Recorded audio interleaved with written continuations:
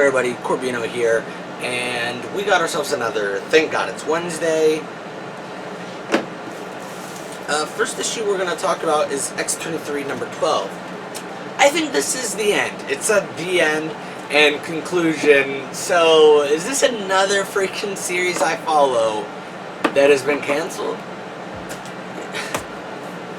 Why? What's the deal, yo? Like, am I just reading that bad of series and I just don't realize it? I mean, all my series seem to be ending.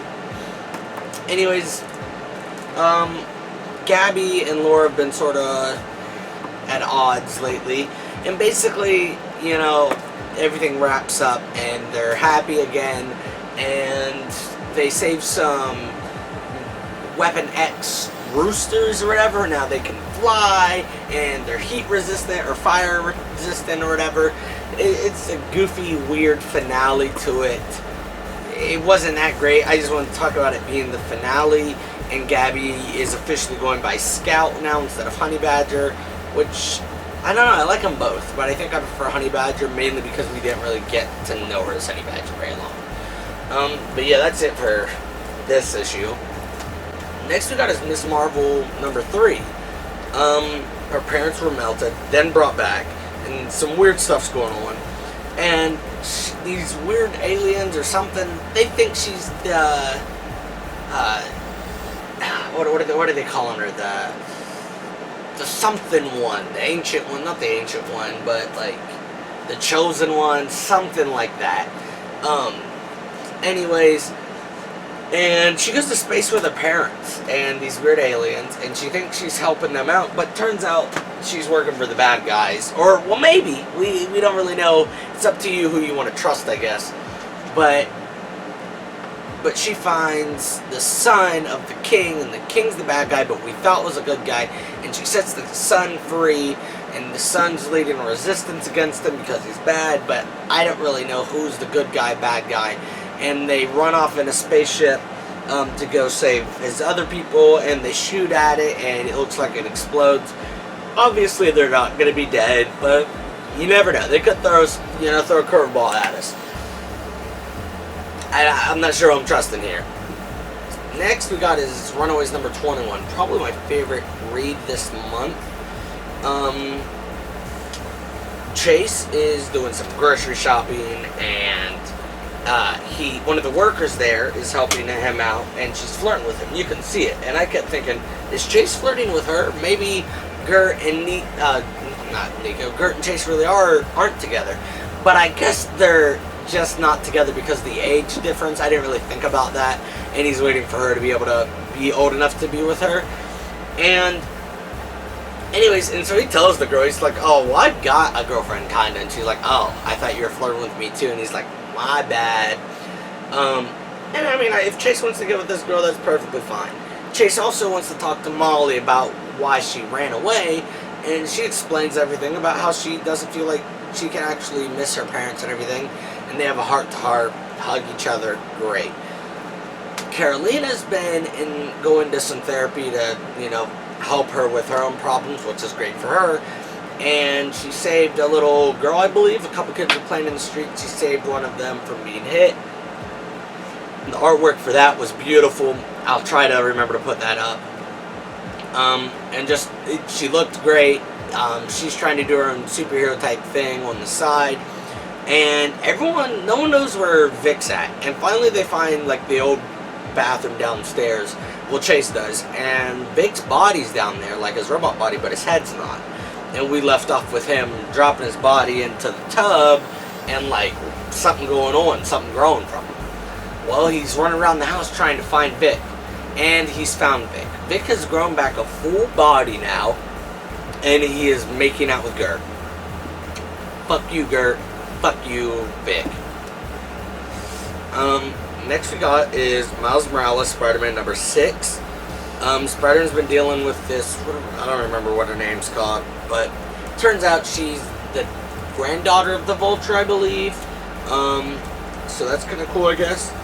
And the girl he's been talking to since this new run started is upset that he's hiding something, and it seems like she knows that he's Spider-Man. I don't know if that's exactly what it is or what, but still.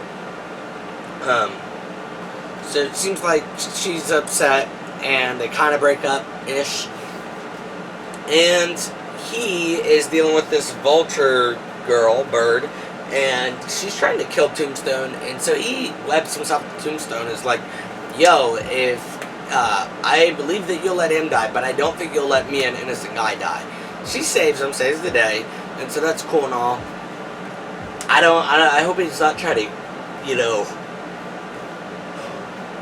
I hope he's not trying to get with this girl. I don't really like her, but, you know, YOLO, I guess. But, and the other, I wanted to be with freaking girl in the black and pink. Why can I not remember her name?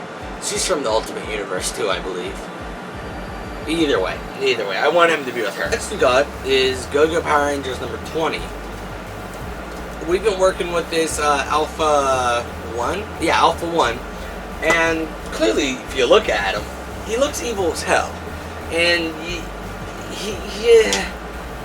like, I don't like him. I don't trust him. The Rangers are saving the day and crap. And so this Alpha decides, yo, I'm going to end Goldar. I'm going to end Rita. I'm done. I'm done with her pulling this crap all the time. Y'all are stupid for letting them live.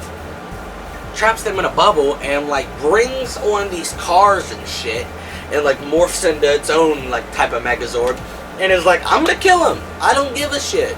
And so the Rangers are trapped, and Alpha 1 is now Mega Alpha 1, and crazy. Obviously, I haven't trusted him one bit. You guys have known this. Next we got Champions number 5, War of the Realms tie-in. This is cool because Cyclops reunites with Miss Marvel and Viv. It would have been cool to see him reunite with the full original 5, you know, so it would have been the original 6 champions. We didn't get that, but it was still cool seeing him reunite with these two.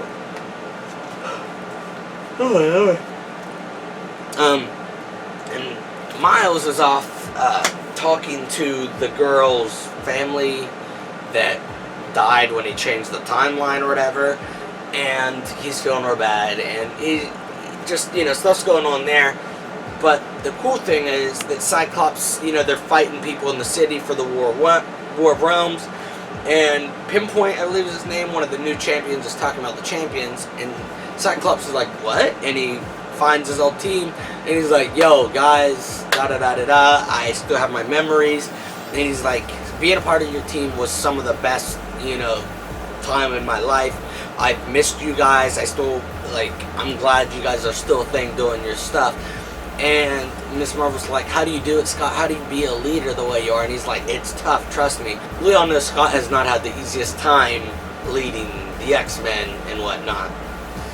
And he gives her this boost of confidence. Not sure how well it's going to stick for her, but she's like, thanks, Scott, I appreciate that. And he's like, to me, my champions, like he does for to me, my X-Men. And so that was real cool, seeing them all back together. Also, at the end of the issue, Havoc's like, yo, what happened, dude? We needed you. Havoc, shut the hell up. And Scott's like, hey, my team needs me. And I'm like, ain't that right?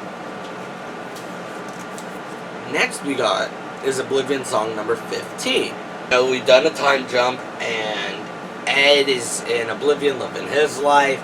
And we got Nathan in the real world living his life. But there's some crap going down, and Nathan has to go to Oblivion and save a bunch of, you know, people. But the Faceless Men, or whatever they're calling them, they're getting real crazy, like getting more ballsy, they're appearing more, and they're kidnapping people, and they're probably going to be doing some crazy crap. We've seen them having them tied up, look like they're going to experiment on them, and so it's not going too hot for everybody.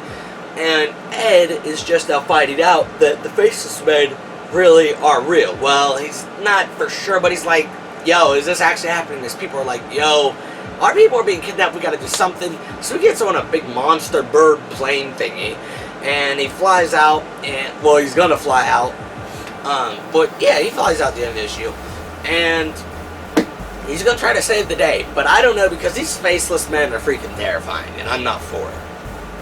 Finally, we got Uncanny X-Men number 17 and 18. What I really got to talk about here is the fact that 17 ends with Juggernaut, because he's been working with us, ends with Juggernaut saying, why isn't Emma Frost on your list? And everyone's like, who? Turns out Emma Frost has wiped herself from everybody's memory. Well, like all the X-Men's memory, to keep her off her list. And she's been, you know, slightly controlling them to do her own bidding, what she wants them to do.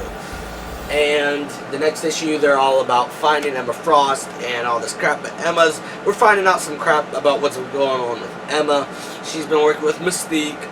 Like, there's lots of, you know, battling old mutants, new mutants. It looks like Chamber might be dead. And also, I don't think I've ever seen Chamber's face without that, like, scarf.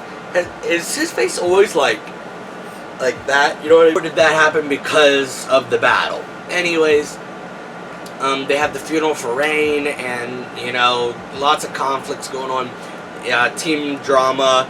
Dark Beast is still around doing his own dirty deeds. Like, I don't fucking trust him one bit. Don't know why he's around. And, yeah, Mystique and Emma are not pleased the Juggernaut has spoiled the surprise, I guess you could call it. But yeah, that's it for this month. Was it decent? It was a decent month. Obviously had better, obviously had worse. But it was a pretty good month. Yeah. Until next time, stay geeky.